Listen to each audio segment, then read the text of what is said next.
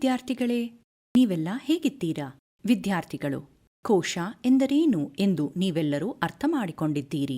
ಜೀವಕೋಶದಲ್ಲಿ ಇರುವ ವಿವಿಧ ಅಂಗಕಗಳು, ಆಕಾರಗಳು, ರೀತಿಯ ಮತ್ತು ವಿಧಗಳು ಮತ್ತು ಪ್ರೊಕಾರ್ಯೇಟ್ಗಳು ಏನೆಂದು ನೀವು ಅರ್ಥ ಮಾಡಿಕೊಂಡಿದ್ದೀರಾ. ಮತ್ತು ಯುಕ್ಯಾರಿಯಟ್ಗಳು ಏಕಕೋಶೀಯ ಮತ್ತು ಬಹುಕೋಶೀಯ ಜೀವಿಗಳು.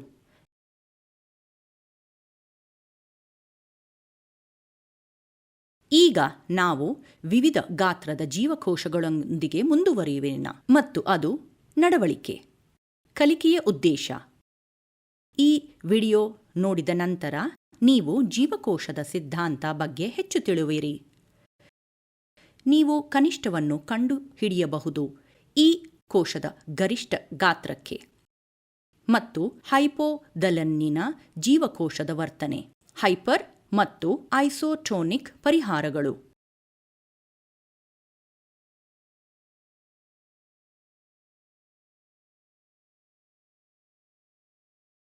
ಪ್ರಸರಣ ಮತ್ತು ಆಸ್ಮೋಸಿಸ್ ಎಂದರೇನು?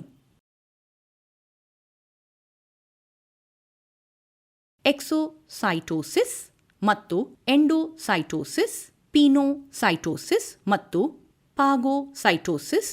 ಸಸ್ಯ ಕೋಶವು ಪ್ರಾಣಿ ಕೋಶಕ್ಕಿಂತ ಹೇಗೆ ವಿಭಿನ್ನವಾಗಿದೆ? ಕೀವರ್ಡ್ಗಳೊಂದಿಗೆ ಪ್ರಾರಂಭಿಸೋಣ. ಕೀವರ್ಡ್ಗಳು: ಎಕ್ಸೋಸೈಟೋಸಿಸ್, ಎಂಡೋಸೈಟೋಸಿಸ್, ಆಸ್ಮೋಸಿಸ್, ಪ್ರಸರಣ, ಹೈಪರ್ಟೋನಿಕ್, ಹೈಪೋಟೋನಿಕ್. ತಂತುಗಳಿಂದ ಕೂಡಿದೆ.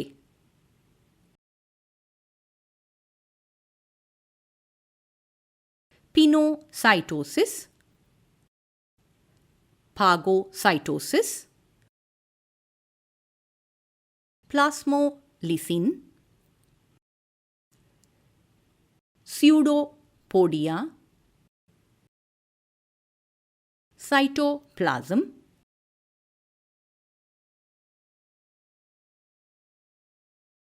ಪ್ರೋಟೋಪ್ಲಾಸಂ.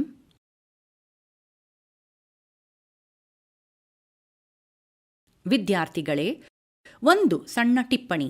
ಕ್ಲೇಡನ್ ಪ್ರಸ್ತಾಪಿಸಿದ ಕೋಶ ಸಿದ್ಧಾಂತ ಎಂಬ ಸಿದ್ಧಾಂತವಿದೆ ಮತ್ತು ಥಿಯೋಡರ್ ಶ್ವಾನ್ ಎಲ್ಲರೂ ಅದನ್ನು ನಂಬಿದ್ದರು. ಎಲ್ಲ ಜೀವಿಗಳು ಜೋಡಿಸಲಾದ ಜೀವಕೋಶಗಳಿಂದ ಮಾಡಲ್ಪಟ್ಟಿದೆ. ಶ್ಲೀಡೆನ್ ಮತ್ತು ಶ್ವಾನ್ ಒಪ್ಪಲಿಲ್ಲ.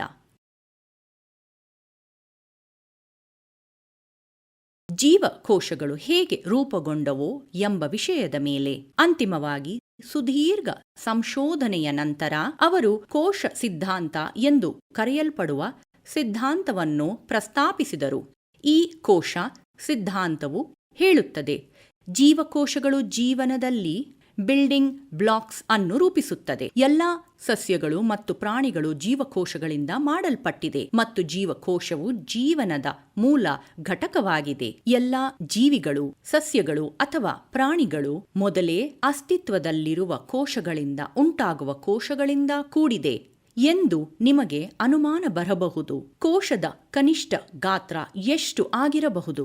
ಹೌದು, ಕೆಲವು ಉದಾಹರಣೆಗಳನ್ನು ನೋಡೋಣ. ಅಸೆಬುಲೇರಿಯಾ ಏಕಕೋಶೀಯ ಸಮುದ್ರ ಪಾಚಿ 4 ರಿಂದ 10 ಸೆಂಟಿಮೀಟರ್ ಎತ್ತರವನ್ನು ಅಳೆಯುತ್ತದೆ. ಗೋಳಾಕಾರದ ಸರಾಸರಿ ವ್ಯಾಸ ಬ್ಯಾಕ್ಟೀರಿಯಾ ಯಾವು 0.5 ರಿಂದ 2.0 ಮೈಕ್ರೋಮೀಟರ್ ಆಗಿದೆ. ರಾಡ್ ಆಕಾರದ ಅಥವಾ ತಂತು ಬ್ಯಾಕ್ಟೀರಿಯಾದ ಉದ್ದ 1 ರಿಂದ 10 ಮತ್ತು ವ್ಯಾಸ 0.25 ರಿಂದ 1.0 ಮೈಕ್ರೋಮೀಟರ್ಗಳಿವೆ. ಚಿಕ್ಕ ಕೋಶವೆಂದರೆ ಮೈಕೋಪ್ಲಾಸ್ಮಾ ಗೆಲಿಸೆಪ್ಟಿಕಮ್. ಇದು ಸುಮಾರು 10 ಮೈಕ್ರೋಮೀಟರ್ ಗಾತ್ರದಲ್ಲಿದೆ. ಅತಿ ದೊಡ್ಡ ಜೀವಕೋಶಗಳು ಆಸ್ಟ್ರಿಚ್ನ ಮೊಟ್ಟೆ. ಇದು ಸುಮಾರು 15 ರಿಂದ 18 ಸೆಂಟಿಮೀಟರ್ ಉದ್ದ ಮತ್ತು ಅಗಲವಿದೆ. ಉದ್ದ ಮತ್ತು ಅಗಲ ಏಕಕೋಶೀಯ ಅಮೀಬಾದೊಂದಿಗೆ ಪ್ರಾರಂಭಿಸೋಣ. ಇದು ಘನ ಅಥವಾ ದ್ರವ ಆಹಾರವನ್ನು ಹೇಗೆ ತಯಾರಿಸುತ್ತದೆ, ಇದು ತ್ಯಾಜ್ಯವನ್ನು ಹೇಗೆ ಹೊರಹಾಕುತ್ತದೆ ಮತ್ತು ಅದು ಹೇಗೆ ಅನಿಲಗಳನ್ನು ತೆಗೆದುಕೊಳ್ಳುತ್ತದೆ ಮತ್ತು ಬಿಡುತ್ತದೆ. ಅಮೀಬಾ ಬೆರಳಿನಂತಹ ಪ್ರಕ್ಷೇಪಗಳ ಮೂಲಕ ಆಹಾರವನ್ನು ತೆಗೆದುಕೊಳ್ಳುತ್ತದೆ. ಸ್ಯೂಡೋಪೋಡಿಯಾ ಎಂದು ಕರೆಯಲಾಗುತ್ತದೆ ಮತ್ತು ಕಿಣ್ವಗಳ ಸಹಾಯದಿಂದ ಅದನ್ನು ಜೀರ್ಣಿಸಿಕೊಳ್ಳಿ ನಿರ್ವಾತದಲ್ಲಿ ಅದು ಅದೇ ರೀತಿಯಲ್ಲಿ ಹೊರಹಾಕುತ್ತದೆ. ಸ್ಯೂಡೋಪೋಡಿಯಾ ಅಮೀಬಾ ಆಮ್ಲಜನಕವನ್ನು ಹೀರಿಕೊಳ್ಳುತ್ತದೆ ಮತ್ತು ಇಂಗಾಲದ ಡೈಆಕ್ಸೈಡ್ ಅನ್ನು ಬಿಡುಗಡೆ ಮಾಡುತ್ತದೆ. ಪ್ರಸರಣ ಪ್ರಕ್ರಿಯೆಯ ಮೂಲಕ ಅನಿಲಗಳು ಪ್ಲಾಸ್ಮಾ ಮೂಲಕ ಪ್ರವೇಶಿಸುತ್ತವೆ ಮತ್ತು ನಿರ್ಗಮಿಸುತ್ತವೆ. ಮೆಂಬ್ರೇನ್ ಅದು ಅಮೀಬಾದ ಹೊರ ಪದರವಾಗಿದೆ.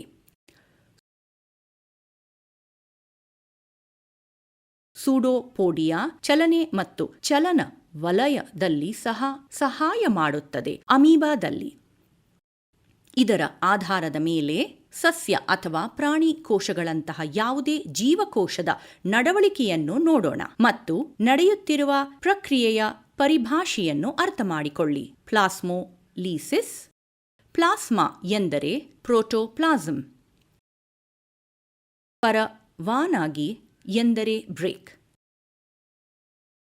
ಆದ್ದರಿಂದ ಜೀವಕೋಶದ ಪ್ರೋಟೋಪ್ಲಾಸ್ಮಾ ಕುಗ್ಗುವಿಕೆ ಅದರ ಕೋಶ ಗೋಡೆಯಿಂದ ಪ್ಲಾಸ್ಮೋಲಿಸಿನ್ ಎಂದು ಕರೆಯಲಾಗುತ್ತದೆ. ಡಿಪ್ಲಾಸ್ಮೋಲಿಸಿನ್ ಮತ್ತೆ ತನ್ನ ಮೂಲ ಆಕಾರವನ್ನು ಮರಳಿ ಪಡೆಯುತ್ತದೆ. ಆಸ್ಮೋಸಿಸ್ ನೀರು ಅಥವಾ ದ್ರವಕದ ಚಲನೆ ಹೆಚ್ಚಿನ ಸಾಂದ್ರತೆಯಿಂದ ಕಡಿಮೆ ಸಾಂದ್ರತೆಗೆ ಸೆಮಿ ಪರ್ಮಿಯಬಲ್ ಮೆಂಬ್ರೇನ್ ಮೂಲಕ ಆಸ್ಮೋಸಿಸ್ ಎಂದು ಕರೆಯಲಾಗುತ್ತದೆ. ಆಸ್ಮೋಸಿಸ್. ಎಂಡೋಸ್ಮೋಸಿಸ್. ಆಸ್ಮೋಸಿಸ್ ಸಮಯದಲ್ಲಿ ಸುತ್ತಮುತ್ತಲಿನ ಪ್ರದೇಶಗಳಿಂದ ನೀರು ಹರಿಯುತ್ತದೆ ಜೀವಂತ ಕೋಶಗಳಾಗಿ. ನೀರಿನಲ್ಲಿ ನೆನೆಸಿದ ಒಣದ್ರಾಕ್ಷಿ ಊದಿಕೊಳ್ಳುತ್ತದೆ. ಎಕ್ಸೋಸ್ಮೇಸಿಸ್. ಆಸ್ಮೋಸಿಸ್ ಸಮಯದಲ್ಲಿ ನೀರು ಜೀವದಂತೆ ಕೋಶದಿಂದ ಹೊರ ಹರಿಯುತ್ತದೆ. ಒಣದ್ರಾಕ್ಷಿ ಕುಗ್ಗುತ್ತದೆ ನೀರಿನ ನಷ್ಟದಿಂದಾಗಿ. ಪಿನೋಸೈಟೋಸಿಸ್ ಜೀವಕೋಶ ಪೊರೆಯ ಮೂಲ ದ್ರವ ಕಣಗಳ ಚಲನೆ. ಫಾಗೋಸೈಟೋಸಿಸ್ ಜೀವಕೋಶ ಪೊರೆಯ ಮೂಲಕ ಘನ ಕಣಗಳ ಚಲನೆ.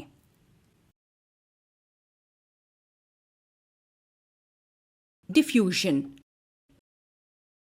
ಹೆಚ್ಚಿನ ಸಾಂದ್ರತೆಯಿಂದ ಅನಿಲಗಳ ಚಲನೆ. ಏಕಾಗ್ರತೆಯನ್ನು ಕಡಿಮೆ ಮಾಡಲು ಯಾವುದೇ ಪೊರೆಯ ಬಳಕೆಯಿಲ್ಲದೆ ಇದನ್ನು ಡಿಫ್ಯೂಷನ್ ಎಂದು ಕರೆಯಲಾಗುತ್ತದೆ. ಆಸ್ಮೋಟಿಕ್ ಒತ್ತಡ ದ್ರವಣದ ಬದಿಯಲ್ಲಿ ಹೆಚ್ಚುವರಿ ಒತ್ತಡ. ಅದು ನಿಲ್ಲುತ್ತದೆ. ದ್ರಾವಣದೊಳಗೆ ದ್ರಾವಕದ ನಿವ್ವಳ ಹರಿವು ಸೆಮಿ ಪರ್ಮಿಯಬಲ್ ಮೆಂಬ್ರೇನ್ ಮೂಲಕ.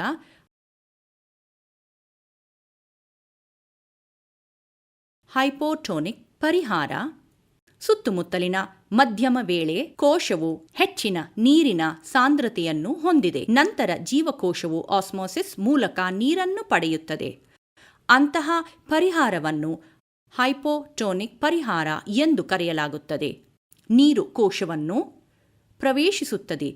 ಜೀವಕೋಶವು ಊದಿಕೊಳ್ಳುವ ಸಾಧ್ಯತೆಯಿದೆ. ಐಸೋಟೋನಿಕ್ ಪರಿಹಾರ ಮಧ್ಯಮವು ಒಂದೇ ನೀರನ್ನು ಹೊಂದಿದ್ದರೆ ಜೀವಕೋಶದಂತೆ ಏಕಾಗ್ರತೆ ನೀರಿನ ನಿವ್ವಳ ಚಲನೆ ಇರುವುದಿಲ್ಲ. ಈ ಜೀವಕೋಶ ಪೊರೆಯಾದ್ಯಂತ ಕೋಶವು ಒಂದೇ ಗಾತ್ರದಲ್ಲಿ ಉಳಿಯುತ್ತದೆ. ಹೈಪೋಟೋನಿಕ್ ಪರಿಹಾರ ಮಧ್ಯಮವು ಕಡಿಮೆ ಸಾಂದ್ರತೆಯನ್ನು ಹೊಂದಿದ್ದರೆ ಕೋಶಕ್ಕಿಂತ ನೀರು, ಅಂದರೆ ಇದು ಬಹಳ ಕೇಂದ್ರೀಕೃತ ಪರಿಹಾರವಾಗಿದೆ. ಅಂತಹ ಪರಿಹಾರವನ್ನು ಹೈಪೋಟೋನಿಕ್ ಪರಿಹಾರ ಎಂದು ಕರೆಯಲಾಗುತ್ತದೆ. ಆಸ್ಮೋಸಿಸ್ ಮೂಲಕ ಜೀವಕೋಶ ನೀರನ್ನು ಕಳೆದುಕೊಳ್ಳುತ್ತದೆ. ಜೀವಕೋಶವು ಕುಗ್ಗುತ್ತದೆ. ಇದು ತುಂಬಾ ಸ್ಪಷ್ಟವಾಗಿದೆ, ಸರಿ? ಆದರೆ ನೀವು ಒಂದು ಅಂಶವನ್ನು ನೆನಪಿಟ್ಟುಕೊಳ್ಳಬಹುದು. ಸಸ್ಯಕೋಶವು ಕೆಲವು ಪ್ರಾಣಿಗಳ ಜೀವಕೋಶಕ್ಕಿಂತ ಭಿನ್ನವಾಗಿದೆ. ಅಂಶಗಳು ಹಾಗೆ ಸಸ್ಯ ಕೋಶವು ಜೀವಕೋಶ ಗೋಡೆಯನ್ನು ಹೊಂದಿರುತ್ತದೆ. ಸೆಲ್ಯುಲೋಸ್ನಿಂದ ಮಾಡಲ್ಪಟ್ಟಲಾಗಿದೆ. ಅಲ್ಲಿ ಪ್ರಾಣಿ ಆಯ್ಕೆ ಕೋಶ ಏನು? ದ್ಯುತಿ ಸಂಶ್ಲೇಷಣೆ ಮಾಡಲು ಸಸ್ಯಗಳು ಕ್ಲೋರೋಪ್ಲಾಸ್ಟ್ಗಳನ್ನು ಬಳಸುತ್ತವೆ. ಇದು ಅವರಿಗೆ ಆಹಾರವನ್ನು ಉತ್ಪಾದಿಸಲು ಅನುವು ಮಾಡಿಕೊಳ್ಳುತ್ತದೆ. ಕ್ಲೋರೋಪ್ಲಾಸ್ಟ್ಗಳ ಕೊರತೆ. ಸಸ್ಯಕೋಶಗಳು ಕೇಂದ್ರೀಯ ಸೆಂಟ್ರೋಸೋಮ್ಗಳನ್ನು ಹೊಂದಿಲ್ಲ. ಅನಿಮಲ್ ಸೆಲ್ ಎಲ್ಲಿದೆ? ಮತ್ತು ಲೈಸೋಸೋಮ್ಗಳನ್ನು ಅಲ್ಲಿ ಪ್ರಾಣಿ ಕೋಶವು ಸೆಂಟ್ರಿಯೋಲ್ಗಳನ್ನು ಹೊಂದಿರುತ್ತದೆ. ಅಲ್ಲಿ ಹೆಚ್ಚಿನ ಪ್ರಾಣಿ ಜೀವಕೋಶಗಳು ಸುತ್ತಲೂ ಇವೆ. ಒಂದು ದೊಡ್ಡ ಕೇಂದ್ರ ನಿರ್ವಾತ ಸೈಟೋಪ್ಲಾಸಂ ಅನ್ನು ಎಸೆಯುತ್ತದೆ ಪರಿಧಿಗೆ. ಸೈಟೋಪ್ಲಾಸಂನಲ್ಲಿ ಎಷ್ಟು ಸಣ್ಣ ನಿರ್ವಾತಗಳು ಇರುತ್ತವೆ ಅಲ್ಲಲ್ಲಿ. ಸರಿ ವಿದ್ಯಾರ್ಥಿಗಳೇ, ಇದು ಸ್ಪಷ್ಟವಾಗಿದೆಯೇ? ಕೆಲವು ಅಂಶಗಳನ್ನು ನೆನಪಿಟ್ಟುಕೊಳ್ಳೋಣ. ಜೀವನದ ಮೂಲಭೂತ ಸಾಂಸ್ಥಿಕ ಘಟಕವು ಕೋಶವಾಗಿದೆ. ಕೆಲವು ಜೀವಿಗಳು ವ್ಯತ್ಯಾಸಗಳನ್ನು ಆಧರಿಸಿದೆ. ಸಸ್ಯ ಕೋಶಗಳು ಪ್ರಾಣಿ ಕೋಶಗಳಿಂದ ವಿಭಿನ್ನವಾಗಿದೆ. ಜೀವಕೋಶದ ಗೋಡೆಯ ಉಪಸ್ಥಿತಿಯು ಸಸ್ಯಗಳ ಜೀವಕೋಶಗಳನ್ನು ಸಕ್ರಿಯಗೊಳಿಸುತ್ತದೆ. ಶಿಲೀಂಧ್ರಗಳು ಮತ್ತು ಬ್ಯಾಕ್ಟೀರಿಯಾ ಸಿಡಿಯದೆ ಹೈಪರ್ಟೋನಿಕ್ ಮಾಧ್ಯಮದಲ್ಲಿ ಅಸ್ತಿತ್ವದಲ್ಲಿರುವುದು. ಪ್ರಸರಣ ಮತ್ತು ಆಸ್ಮೋಸಿಸ್ ನಡೆಯುತ್ತದೆ. ಅನಿಲಗಳು ಮತ್ತು ನೀರಿನ ವಿನಿಮಯಕ್ಕಾಗಿ ಒಂದು ಕೋಶದಿಂದ ದ್ರವದ ಪ್ರವೇಶ ಮತ್ತು ನಿರ್ಗಮನ ಕಣಗಳನ್ನು ಪಿನೋಸೈಟೋಸಿಸ್ ಎಂದು ಕರೆಯಲಾಗುತ್ತದೆ ಮತ್ತು ಘನ ವಸ್ತುಗಳನ್ನು ಫಾಗೋಸೈಟೋಸಿಸ್ ಎಂದು ಕರೆಯಲಾಗುತ್ತದೆ. ಕೋಶ ಸಡಿಲವಾಗಿದೆ. ಹೈಪರ್ಟೋನಿಕ್ನಲ್ಲಿ ನೀರು ಹೈಪರ್ಟೋನಿಕ್ನಲ್ಲಿಯ ಕೋಶವು ನೀರನ್ನು ಪಡೆಯುತ್ತದೆ ಮತ್ತು ಯಾವುದೇ ಬದಲಾವಣೆ ಕಂಡುಬರುವುದಿಲ್ಲ. ಐಸೋಟೋನಿಕ್ ಪರಿಹಾರಗಳು.